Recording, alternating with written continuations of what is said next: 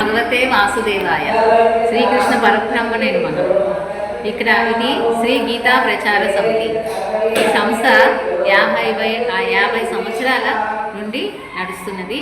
దీనిని మన కాళహస్తి స్వామీజీ అయినటువంటి శ్రీ విద్యా ప్రకాశానందగిరి స్వామీజీ వారి ఆశీస్సులతో స్థాపించబడినది.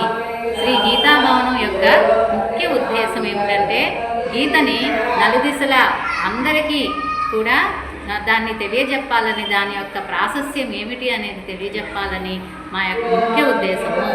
అన్ని కోవిళ్ళలోని విష్ణుమూర్తి ఉంటారు, వెంకటేశ్వర స్వామి ఉంటారు, కృష్ణుడు ఉంటారు, శ్రీరాముడు ఉంటారు. కానీ మా గీతాభవనంలో ఇక్కడ భగవద్గీతే అనే ఒక దైవంగా మేము ఆరాధిస్తుంటాము.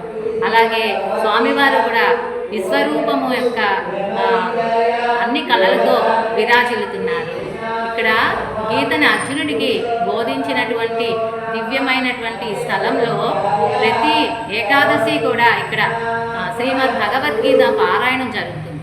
ఈరోజు అతి పవిత్రమైనటువంటి వైకుంఠ ఏకాదశి. వైకుంఠ ఏకాదశి అన్న, ముక్కోటి ఏకాదశి అన్న దీనినే పిలుస్తారు. ముక్కోటి ఏకాదశి అంటే ముక్కోటి దేవతలు కూడా ఈరోజు స్వామి దర్శనార్థం ఉత్తర ద్వార దర్శనం చేసుకొని అక్కడి నుంచి ప్రవేశిస్తారు. కాబట్టి ఆ ముక్కోటి దేవతలతో పాటు మనం కూడా స్వామివారిని ఈ ఉత్తర ద్వారం ద్వారా దర్శనం చేసుకుంటే మనకి కూడా ముక్తి లభిస్తుందని అంతటా ప్రతీతి. కాబట్టి ఈరోజు స్వామివారిని అర్చనతోని నామావళితోని అనేక విధాలుగా మనం పూజిస్తాము, దర్శించుకుంటాము. కాబట్టి ఈరోజు గీతాపారాయణం చేయడం అనేది మా ఎన్నో జన్మల సుకృతం అని మేము భావిస్తున్నాము. అంతటా కూడా ప్రతి చోట కూడా ఈ ముక్కోటి ఏకాదశిని ప్రజలందరూ ఎంతో పవిత్రంగా భావించి అన్ని విధాలా పూజిస్తున్నారు.